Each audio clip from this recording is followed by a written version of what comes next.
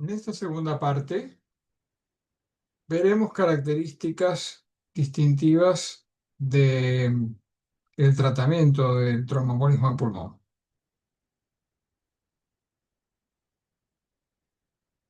Y creo que quedará bastante claro cómo enfocar eh, el tratamiento de acuerdo al paciente que estamos tratando. O sea, hay varias.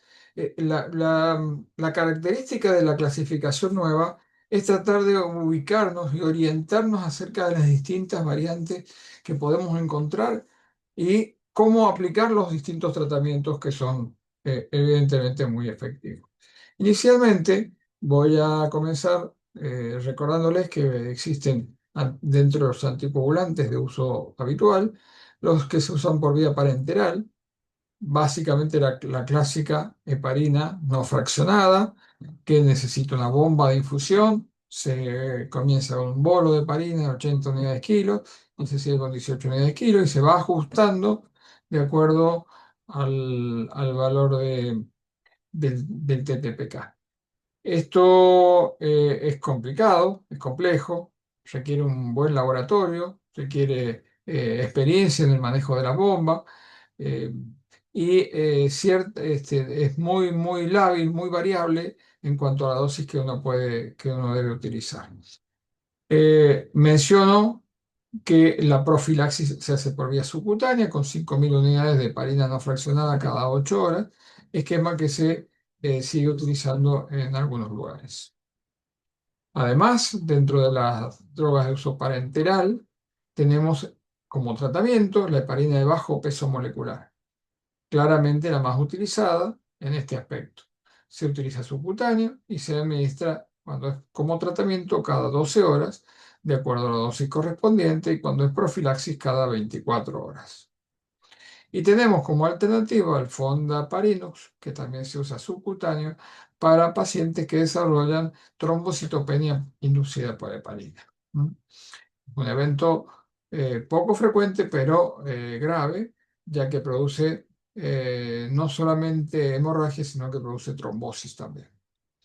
Dentro de los medicamentos de los cuales disponemos en el vía oral, tenemos los clásicos anticoagulantes indirectos, los antagonistas de la vitamina K, que sabemos que requieren el bloqueo de la vitamina K y los factores K dependientes, 2, 7, 9, 10, más la proteína S y C inicialmente. Requieren ajustes por RIN y un periodo de superposición con la heparina de bajo peso por el riesgo protrombótico que implica en la vida media más corta de la proteína S y C, con lo cual tienen propiedades protrombóticas en la etapa inicial. Y además, y después tenemos los directos, que claramente son los que predominan en el mercado, el Apixaban y el Rivaroxaban siendo los más frecuentes. En cuanto al uso, el Apixaban tiene un periodo de carga de 10 miligramos cada 12 horas de primera semana y luego 5 miligramos cada 12, son orales. Y el Rivaroxaban se usa 15 miligramos cada 12 horas por los primeros 15 días y luego 20 miligramos cada 24. Aquí tenemos las dosis de heparinas de bajo peso molecular, para que ustedes la tengan. La más clara y la más común es la enoxaparina, nuestro medio, 1 miligramo kilo subcutáneo 2 veces al día o 1,5 miligramos subcutáneo una vez al día. Serían las dosis que se deberían utilizar. La daltaparina, nadroparina y tinzaparina se usan muchísimo menos. Dentro de los anticoagulantes orales, ya les mencioné el apixaban, el rivaroxaban, les menciono el edoxaban, que también se encuentra en el mercado, y el dabigatran. Eh, las dosis tienen unas dosis de carga iniciales y después unas dosis de mantenimiento que son distintas. ¿Mm? Consideren que vamos a desarrollar con un poquito más de detenimiento en la tercera parte este tema de las de los anticoagulantes de acción directa. Sin embargo, ya les puedo ir mencionando que hay que tener suma precaución en los pacientes que tienen afectación de la función renal. ¿Mm? Sobre todo cuando el clearance está por debajo, cuando el clearance está muy bajo, y de hecho muchos de ellos con clearance de bajo no se deberían utilizar. Aquí tienen un esquema complejo, pero completo, que habla de acuerdo a las categorías que tenemos de tromboembolismo de pulmón, de acuerdo a la nueva clasificación, cuáles serían las drogas o los tratamientos adecuados para esto. Y recuerden que si el paciente es subclínico, categoría A o categoría B, tiene pocos síntomas o score de baja severidad, los anticoagulantes orales serían de elección. Y si el paciente tiene bajo riesgo, esto se hace en su casa, no haría falta internarlo.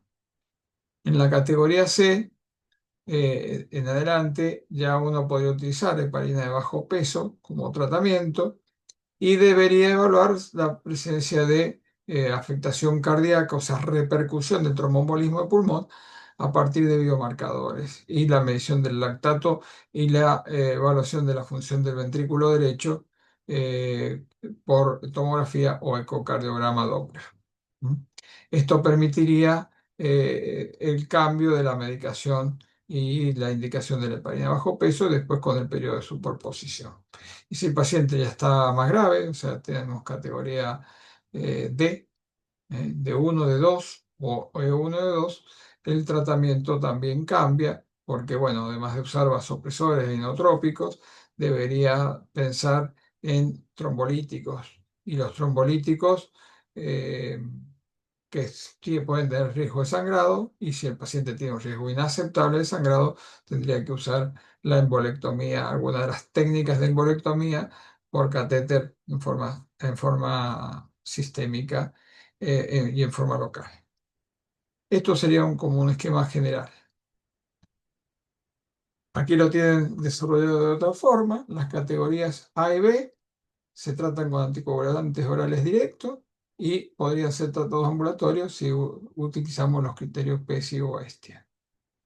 Las categorías C1 y C2, la heparina de bajo peso sería la indicada, y medir los biomarcadores y evaluar el tamaño del ventrículo derecho. Las categorías C3 en adelante requieren de la activación de un equipo que se llama PERT, que se sugiere tener en los hospitales, así como se hace con la respuesta rápida para un infarto agudo de miocardio o para un ACV. Se sugiere tener en los hospitales este tipo de equipos de respuesta rápida, los PART, que permitirían tomar resoluciones y tomar decisiones en forma rápida con respecto al paciente, cuando una vez que ingresa. Con lo cual se ha demostrado que mejora el pronóstico porque ya no depende de la decisión individual de un médico. Entonces, repitiendo esto para que quede claro, si el paciente está estable, tiene categoría A o B, cumple, tiene cero criterios de PESI simplificado, ESTIA negativo, no tiene afectación cardíaca importante, no tiene biomarcadores positivos, troponina, BNP, proBNP, y tiene un soporte social adecuado, cumple todos los requisitos, alta temprana, tratamiento domiciliario y controles periódicos. Si falta alguno de estos requisitos, el paciente se interna para monitoreo. La primera línea de tratamiento son los anticoagulantes orales, para la mayoría. En realidad han demostrado tener menor riesgo de hemorragia que eh, que los anticoagulantes orales clásicos. Eh, Así como la heparina de bajo peso es de elección sobre la heparina no fraccionada por la facilidad de su uso.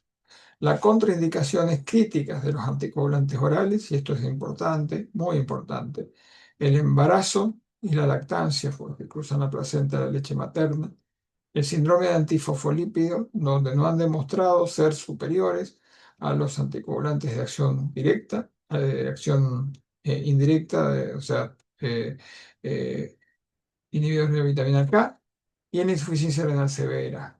con un clearance menor de 15 o 30, donde la heparina no fraccionada sería la opción más segura en este grupo de pacientes. Estas tres cosas hay que tenerlas muy presentes: embarazo o lactancia, síndrome antifosfolípido e insuficiencia renal severa, con un clearance de creatinina menor a 30, entre 15 y 30, o por debajo de eso, sería a tener presente cuál anticoagulante vamos a usar. La evidencia muestra que son evidencia 1A, por lo tanto, serían de recomendados y preferentes sobre los dicumarínicos clásicos. Si bien hay diferencias en cuanto al costo, pero eso con el tiempo se está igualando y sería un factor menor, porque en realidad los dicumarínicos también tienen controles, tienen seguimiento y tienen otro tipo de, de tareas de trabajos médicos que también implican sus costos. ¿Mm? Los pacientes que requieren terapia parenteral se debe comenzar con heparina de bajo peso. Los pacientes con comorbilidades como obesidad, enfermedad renal crónica o enfermedades hepáticas requieren dosificaciones personalizadas. Por ejemplo, sabemos que por ejemplo, la heparina de bajo peso tendría que usarse 1 mg/kg. Para una persona de 60, de 70, 80 kilos estaría indicado, pero para una persona que pesa 140, 150 kilos, sería una dosis sumamente alta, ¿no? Esto parece razonable utilizar dosis más bajas. Lo de la embarazada y la lactancia ya lo mencioné. Y en el SAF los anticoagulantes clásicos son los preferidos. Esto es para ver que los equipos PERT que se sugieren estén en base a un programa donde confluyen varias especialidades médicas y que permiten tomar decisiones con mayor precisión. Y creo que es un avance, eh, y los hospitales que lo tienen disponible trabajan mejor y con más comodidad al paciente. No es para cualquier paciente, es para los pacientes que tienen enfermedades moderadas a graves. Entonces, como perlitas clínicas, siempre estratificar antes de actuar, definir el riesgo anatómico y hemodinámico con un score habitual y utilizando el ecocardiograma o la tomografía, antes de decidir internación o alta del paciente. El contexto va a definir la duración del tratamiento, a lo cual me voy a referir enseguida. Diferenciar un TEP provocado, transitorio, de uno no provocado, dicta el fin de la anticoagulación en el periodo clásico, 3 a 6 meses de una terapia definida. Respetar los nichos de la heparina no fraccionada, o sea, fallo renal grave, clínica menor a 15, alto riesgo hemorrágico o un TEP masivo, peritrombolisis. Eso es heparina no fraccionada, la indicación que ha quedado. Y las anticoagulantes orales, excepto en los casos donde está contraindicado, como ya se ha mencionado previamente. ¿Cuánto debe durar la anticoagulación? Bueno, y esto es un desafío, porque clásicamente 3 a 6 meses sería lo básico para todo paciente con tromboembolismo de pulmón. Y como ustedes ven en este gráfico, eh, tenemos como los riesgos de un RETEP se van bajando, se van reduciendo, eh, pero a su vez va incrementándose el riesgo de un evento secundario, de un evento mayor, de un sangrado. Hay un periodo en el cual el periodo de luna de miel, en el cual más o menos se equilibran, pero después, en la medida en que se va extendiendo la anticoagulación, el riesgo de eventos hemorrágicos es mayor. ¿Mm? Entonces, hay pacientes que necesitan anticoagulación indefinida. Eso eh, es importante y es difícil decidir cuándo lo voy a suspender. Si el factor que le generó el tromboembolismo de pulmón es un factor mayor, importante, pero superado, por ejemplo, el paciente salió de una cirugía traumatológica y el paciente ya está recuperado, está haciendo su vida normal, esa anticoagulación se debe suspender. ¿Mm?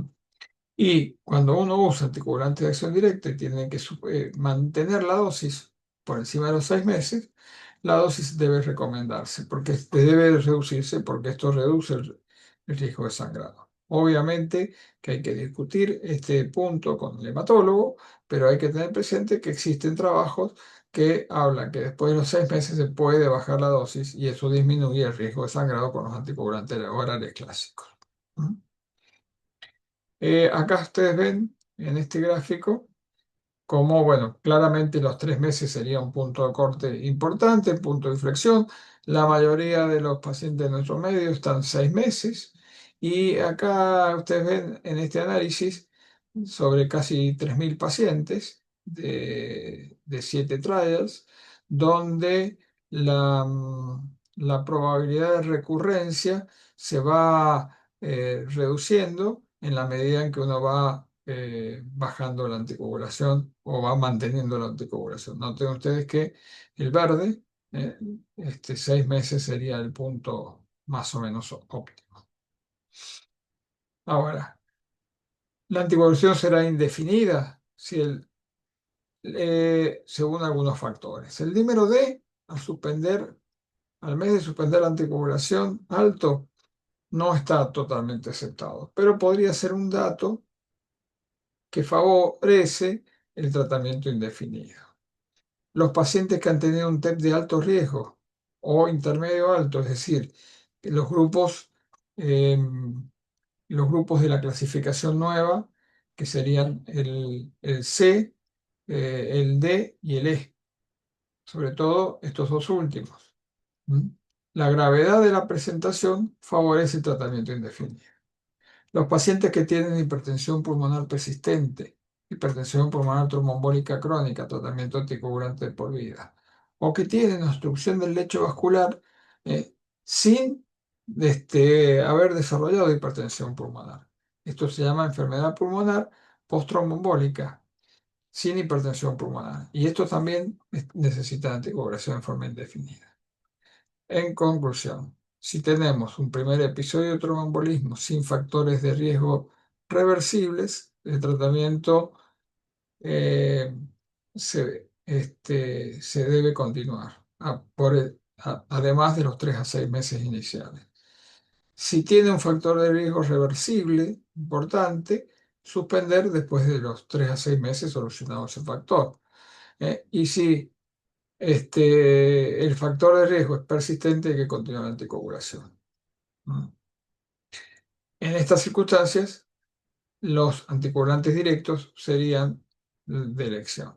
Ahora, si el paciente tiene alguna condición predisponente como un cáncer, entonces algunos anticoagulantes han mostrado efectos, si no sería la heparina de bajo peso, pero sí el paciente tiene que estar anticoagulado porque eso es una cosa importante eh, eh, digamos, para su vida. El tromboembolismo pulmonar agudo puede tener complicaciones a largo plazo, que es bueno conocer. Hay pacientes que persisten con síntomas, no se sabe muy bien por qué, pero tienen cierto grado de disnea a pesar de que los estudios salen normales, o tienen algún dolor torácico como resabio de lo que han tenido. No se sabe bien por qué, pero está descrito. ¿Sí? Eh, Después tenemos pacientes que tienen una enfermedad pulmonar posttrombólica sin desarrollo de hipertensión pulmonar. Tenemos pacientes que tienen la forma más grave, que sería el tromboembolismo, la hipertensión pulmonar posttromboembólica crónica, y tenemos los pacientes que quedan con afectación de la funcionalidad del ventrículo derecho, que también constituyen un grupo especial. Es decir, que un TEP agudo puede tener consecuencias a largo plazo. Me voy a referir brevemente a la tromboprofilaxis. La tromboprofilaxis es algo muy frecuente dentro de las salas clínicas y quirúrgicas. Consideren ustedes que la mitad de los eventos de tromboembolismo ocurren en pacientes hospitalizados, tanto por cuestiones clínicas como quirúrgicas. En los pacientes quirúrgicos se sugiere tromboprofilaxis farmacológica que inicia 12 horas inician rápidamente en el postoperatorio, o sea, 12 horas de poscirugía. Si bien había algunos esquemas que iniciaban antes, las 6 horas, en general el consenso de los hematólogos sugiere arrancar 12 horas después. Y si el paciente tiene una ortopedia mayor o un cáncer, se extiende 4 meses. Perdón, 4 semanas. 4 semanas, un mes. Y si el paciente tiene factores de riesgo intrahospitalario, el 40% de los pacientes tienen 3 o más factores de riesgo para tromboembolismo: cáncer, edad, catéter e inmovilidad. Y ese riesgo persiste al alta. Y es otra cosa que hay que tener presente, porque es que si bien uno tiene en mente que los pacientes pueden tener una infección intrahospitalaria hasta 90 días después de estar internados, también pueden tener un tromboembolismo. Hasta 60 días tienen riesgo de que esto les pase. Em, en pacientes de cirugía general hay que hacer tromboprofilaxis. La profilaxis tardía es 12 horas después de la cirugía. Em, el curso es corto, pero en algunos pacientes con cáncer o cirugía ortopédica, hasta un mes, como acabo de mencionar. Les dejo la bibliografía y los espero con la tercera parte, donde trataremos algunos aspectos relacionados al tratamiento con los anticoagulantes orales. Muchas gracias.